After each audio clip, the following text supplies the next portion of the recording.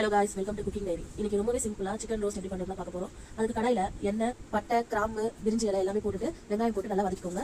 சோம்பு கொஞ்சம் போட்டுக்கோங்க. இது வதங்கினதும் இஞ்சி பூண்டு சேர்த்து நல்லா வதக்கிக்கோங்க. வெங்காயமும் இஞ்சி பூண்டு நல்லா வதங்கினதுக்கப்புறம் கட் பண்ணி வச்சுருக்க தக்காளி ஆட் பண்ணிக்கோங்க.